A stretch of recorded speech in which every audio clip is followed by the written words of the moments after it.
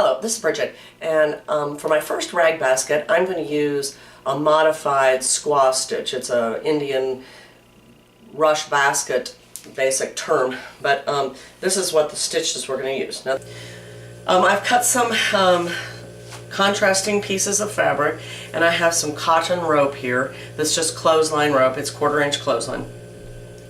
And what I'm going to do first is I'm going to start with a needle and thread. And I know I said there was no sewing, but there's no sewing machine sewing.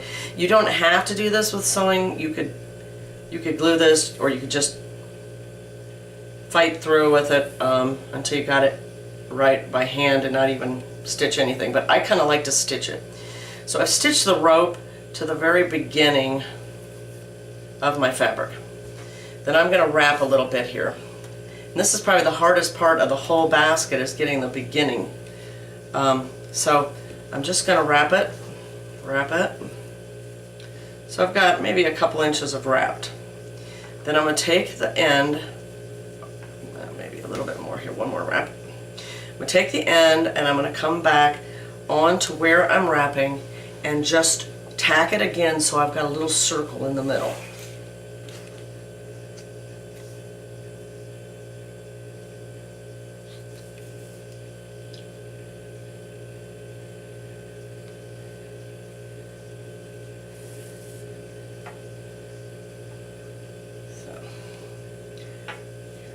Just tacked this little circle. Basically all I've done is sewn back to where I sewed in the first place on the end of the rope. There. Now I've just got a little loop in the middle, and there's just a little hole in the center of the rope that I've backed up. And I'll just knot it, just a light knot. Back stitch it one more time and cut it off. And this is basically going to disappear. Now the other end of my piece of fabric that I'm working on, I've put a little plastic needle on. The reason I use a plastic needle is when you stitch through, you're not going to stitch through the fabric because it's too dull to go through the fabric, so you'll go between the fabric. Okay, I'm going to wrap a couple times and then I'm going to come through the center of that loop that I made.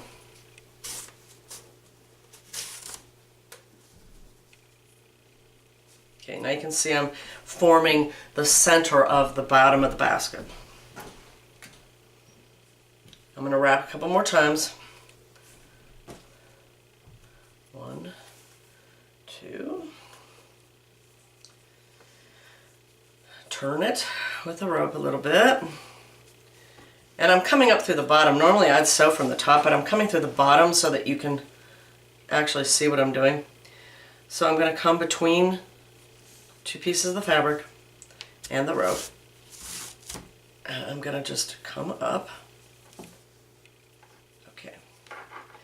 And you can see there it's starting to form a round. 1, 2. A couple more wraps. I'm going to come around. Now you're starting into where the first row came around past the center loop. So you're not going through the center loop anymore. You're going through the row that you just did. So you might have, especially on the center, you have a little trouble finding where the place between the two is. Yeah. Now try to keep the front surface of the fabric on the outside. It'll want to twist around, and then you'll end up having the back of the fabric showing. And personally, I don't like the way the back of the fabric looks on my basket. Now maybe you like the way the back of your fabric looks. It's a cool fabric on the back or something, but I'm not fond of it. So now I'm going to come up once again through the second row. Okay. Let's see, 1, 2. Okay. Turn it again. Okay, now you can see the center is getting bigger and bigger. And I'm just going to find a place between the two pieces of fabric in the back here. And come up. And I'm going to wrap again. 1, 2.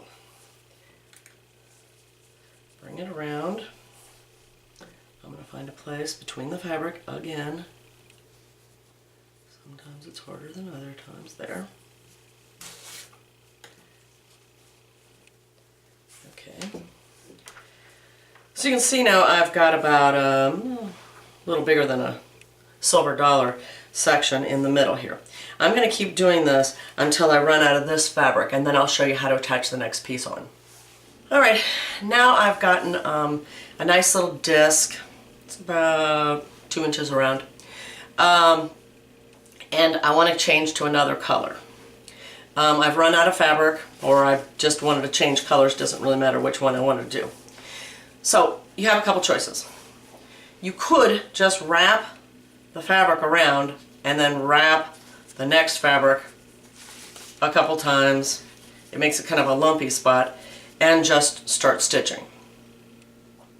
Yep, highly unlikely it's going to come undone. You could glue or stitch these two together. I prefer to just hand stitch them. You could machine stitch them. You could, like I said, glue the two of them together with a little hot glue or whatever you wanted to do. I just prefer tacking them. The reason I like to tack them is I don't like the lump in the basket, one, and two, I like to pull really hard when I'm going along, and if you pull too hard and all you've done is wrap it behind you, sometimes you pull it apart, and then you have to go back and fix what you screwed up. So I am just doing a couple little just tack stitches about a 1/2 inch back from the two ends.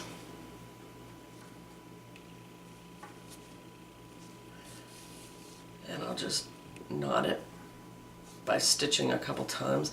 This is not, all this is just to keep, it's not anything fancy, it's never going to be seen. It's just to basically keep the two pieces of fabric from pulling apart in your basket. Like I say, it's not ever going to be seen because you're going to wrap over it. Now I'm going to take the new piece of fabric, and this is a long one, this is a lot longer than my first one, so it's kind of a hassle to work with. Working with something that's more like 24 inches is a lot easier than something that's, I think this is about 40 inches. This is some curtain fabric. Alright, so I'm going to thread it. And I'm going to do exactly what I've been doing all along. I'm going to wrap,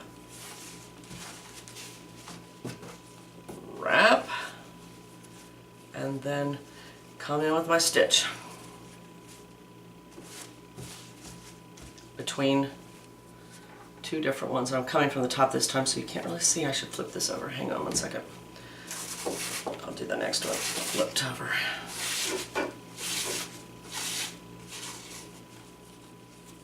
Okay, you can see there. Okay, so here we are from the direction we were working originally. So one wrap, two wraps, and we want to make sure that we've got the front of the fabric showing.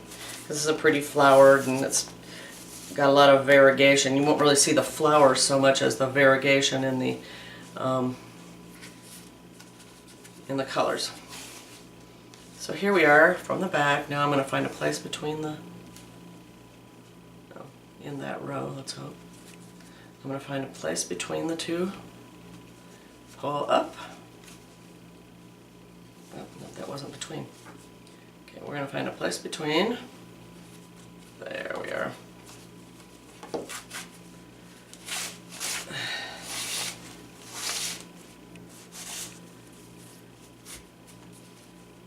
And now you'll be able to start to see it's green with the color between it.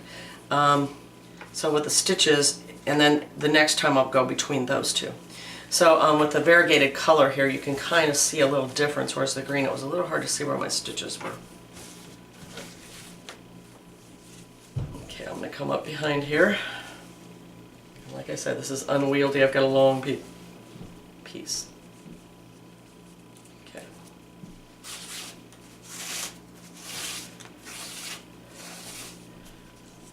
And there's another stitch. So there you can see how that's looking. Now I'm going to keep doing this until I have a disc that's the size of the bottom of the basket. Now theoretically, you could just keep doing this and make it a hot pad, a mat, anything like that. But I want to make a basket today, so I'm going to come up with the size at the bottom of my basket, and then when I'm at that point, I'll show you where I'm at. Okay, I've worked this now to a disc that's about a little smaller than my hand, but it's about the size of this bottom of this bowl, and I've decided that I'm going to use this bowl to work off of. If you're really good at at getting this whole shape correct, and with a little practice you can do it without a form. You can do it without a form always, but the form kind of helps you a little bit if you're thinking you're a little wonky to one side or the other. But truthfully, the sky's the limit on what shape or design you're going to use. So basically then I'm just going to use this and go, I'm doing this backwards but so that you can see it on the camera, but I'm going to go wrap, wrap, and then I am going to come up between the fabric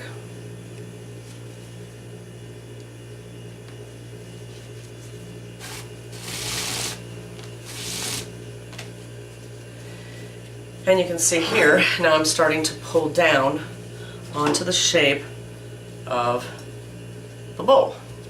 So then I can keep progressing around here, and I can do this off and then pull the rope a little bit and get it tightened up, truthfully. So I can do this off a little and then just kind of pull the rope, and it starts to pull it into the shape. So if you're a little off, you can kind of pull the rope a little bit and get it, or you can pull backwards and get it out of the shape.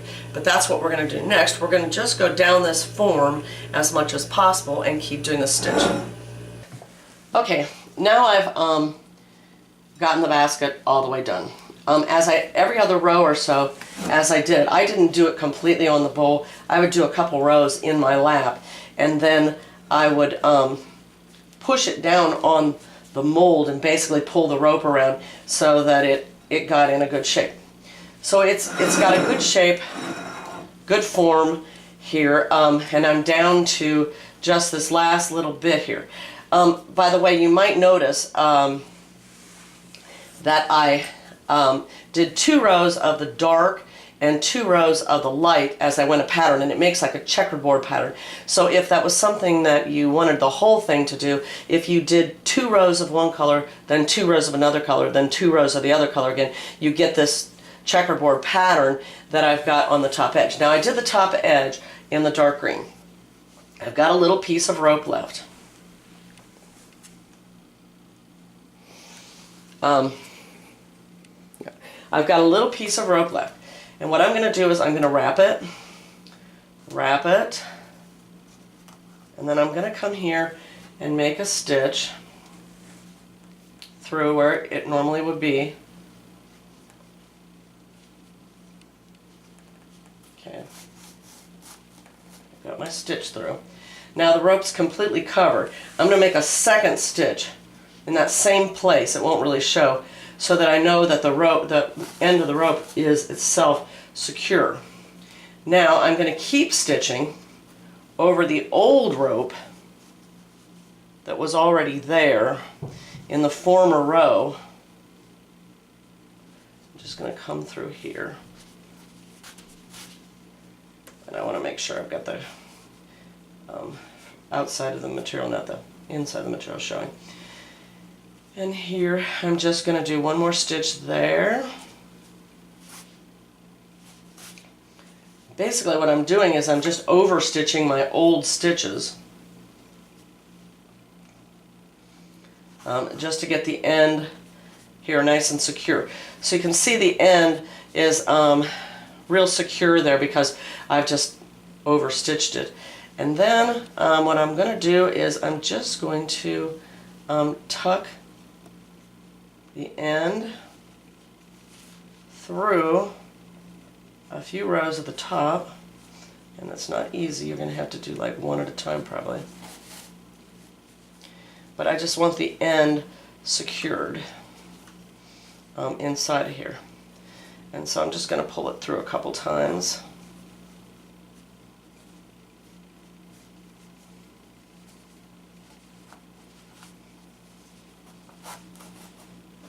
And there it is. So the basket basically is done. You can just cut off this tail. You will notice that the outside of the basket, despite the fact that I cut the fabric and I did not use ripped, because the ripped has the fuzzy edges, but I cut it, but I still have a lot of threads. If that's not a look you like, you can go around with the scissors and trim off all the threads, or you can just embrace the look and like the threads. But this is a really nice basket. It's about 8 inches across and about 4 or 5 inches tall. You could add a handle to it. I just want it to be an open basket like this. So our next video, I'm going to teach a stitch that won't make this checkerboard pattern, and it's called a figure 8 stitch. So join me next time.